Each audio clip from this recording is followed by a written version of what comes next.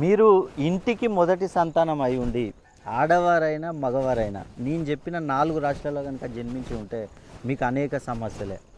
ఆ రాశులు ఏవంటే తులారాశి, వృషభ రాశి, మకర రాశి, కుంభరాశి.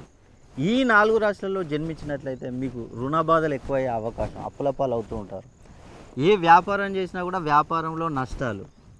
వివాహాల కోసం ప్రయత్నం చేస్తూ ఉంటారు, వివాహాలు ఆలస్యం అవుతూ ఉంటాయి. సంతానాల ఆలస్యం, జాబు ఆలస్యం, అదేవిధంగా కుటుంబంలో కలహాలు, ఆరోగ్యపరంగా అనేక సమస్యలు వచ్చే అవకాశం, ఇలా అనేక ఇబ్బందులు పడే అవకాశాలు ఉంటాయి. కాబట్టి మీరు ఈ 4 రాశులలో జన్మించి ఇంటికి మొదటి సంతానం అయి ఉండి ఉన్నట్లయితే మీకు అనేక సమస్యలు, కాబట్టి ఒక్కసారి నన్ను సంప్రదించండి.